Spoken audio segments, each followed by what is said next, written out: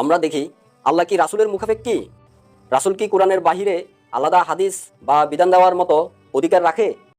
সালামুন আলাইকুম সম্মানিত ভাই বোনেরা, আজকের ভিডিওর কথাগুলো খুবই গুরুত্বপূর্ণ এবং ধৈর্য সহকারে পুরো ভিডিওটি দেখার জন্য অনুরোধ করছি। যদি স্রষ্টা সব কিছু সৃষ্টি করেন, তাহলে মানুষের মনে সন্দেহ বা সংশয় কে সৃষ্টি করে? স্রষ্টা কি সৃষ্টির উপর নির্ভরশীল? এই প্রশ্নগুলো শুধু ধর্মীয় নয়, এটা চিন্তা, দর্শন আর মানব মনের গভীর এক অনুসন্ধান। এক, সংশয় কে সৃষ্টি করে? সংশয় অনেক সময় অজ্ঞতা, অসম্পূর্ণ তথ্য বা ভিন্ন মতের সংঘর্ষ থেকে হতে পারে। মানুষ যখন বিভিন্ন ব্যাখ্যা শোনে, তখন মন দ্বিধাদ্বন্দ্বে পড়ে। আবার কখনো এটি হয় চিন্তার স্বাভাবিক প্রক্রিয়া, যেটা সত্য খোঁজার অংশ। দুই, যদি সব কিছুর একজন স্রষ্টা থাকেন, তাহলে তিনি কি তার সৃষ্টির উপর নির্ভরশীল? অনেক দর্শন অনুযায়ী স্রষ্টা স্বয়ং সম্পূর্ণ।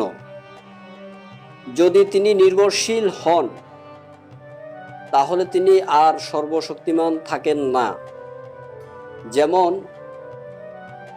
ঘড়ি তার নির্মাতার উপর নির্ভরশীল, কিন্তু নির্মাতা ঘড়ির ওপর নির্ভরশীল না। তাই স্রষ্টা কি সৃষ্টির উপর নির্ভরশীল? এই প্রশ্নের উত্তর চিন্তার গভীরে লুকিয়ে আছে। আসুন এবার আমরা ধর্মীয় দৃষ্টিকোণ থেকে একটু চিন্তা গবেষণা করার চেষ্টা করি। সূরা মুহাম্মদ ৪৭ নম্বর সূরার ২৪ নং আয়াতে আল্লাহ বলেন, তারা কি কোরআন নিয়ে গভীরভাবে চিন্তা গবেষণা করে না, নাকি তাদের অন্তরে তালা লাগানো রয়েছে? এই আয়াত দ্বারা কি বোঝায়? সূরা ইখলাস ১১২ নম্বর সূরার ৪ নম্বর আয়াতে আল্লাহ বলেন, আল্লাহর সমতুল্য কেউ নেই, অর্থাৎ আল্লাহর মতো কোনো কিছু সৃষ্টি বিধান দেওয়ার মতো ক্ষমতা কারো নাই। একই সূরার ২ নম্বর আয়াতে বলা হয়েছে, আল্লাহ কারো মুখাপেক্ষী নন। এখন বাস্তবতায় আমরা দেখি, আল্লাহ কি রাসূলের মুখাপেক্ষী?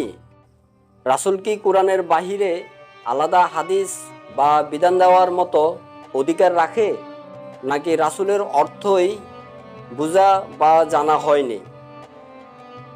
শুধু কোরআনের কয়েকটি আয়াত আপনাদের উদ্দেশ্যে বলতেছি। সূরা কাফ ১৮ নম্বর সূরার ২৬ নম্বর আয়াত, তিনি তার বিধানে কাউকে শরীক করেন না। সূরা আনাম ৬ নম্বর সূরার ৫৭ নম্বর আয়াত, বিধান তো একমাত্র আল্লাহরই, তিনি সত্য বর্ণনা করেন। সূরা নিসা ৪ নম্বর সূরার ৮২ নম্বর আয়াত, যদি এটি আল্লাহ ছাড়া অন্য কারো পক্ষ থেকে হতো, তবে এতে অনেক অসঙ্গতি বা বৈপরীত্য পেত। সূরা হাক্কা ৬৯ নম্বর সূরার ৪৬ থেকে ৪৭ নম্বর আয়াত, সে যদি আমার নামে কোনো হাদিস রচনা করত, তবে আমি তার ডান হাত ধরে ফেলতাম এবং জীবন দমনী কেটে দিতাম। হাসরের মাঠে রাসূল মামলা করবেন। সূরা ফুরকান ২৫ নম্বর সূরার ৩০ নম্বর আয়াত, হে আমার রব, আমার সম্প্রদায় তো এই কোরআনকে পরিত্যাজ্য মনে করেছিল। এই সকল আয়াত দ্বারা প্রমাণিত হয় স্রষ্টা কারো মুখাপেক্ষী নন। যারা স্রষ্টাকে মুখাপেক্ষী বানায় তাদের ব্যাপারে আল্লাহ বলেন সূরা হজ 22 নম্বর সূরার 71 নম্বর আয়াত, এবং তারা ইবাদত করে আল্লাহর পরিবর্তে এমন কিছুর যে সম্পর্কে তিনি কোনো দলিল প্রেরণ করেননি এবং যার সম্বন্ধে তাদের কোনো জ্ঞান নেই। অতএব জালিমদের কোনো সাহায্যকারী নেই। তাই কুরআন অর্থসহ বুঝে বুঝে পড়ুন এবং অন্যকে বুঝে বুঝে পড়ার উৎসাহ দিন। এই ব্যাপারে আল্লাহ বলেন সূরা ইমরান 103 নম্বর আয়াত, তোমরা আল্লাহর রজ্জু শক্ত করে ধারণ করো ও বিভক্ত হয়ে যেও না।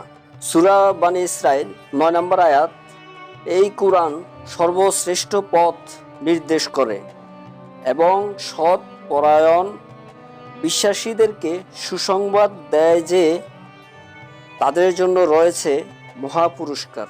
তাই শেষ করার আগে আপনাদেরকে অনুরোধ করব, সূরা মুহাম্মাদের 24 নম্বর আয়াত অনুসারে আপনারা কোরআন নিয়ে চিন্তা গবেষণা করেন, অর্থসহ বুঝে বুঝে পড়ার চেষ্টা করেন। ধন্যবাদ।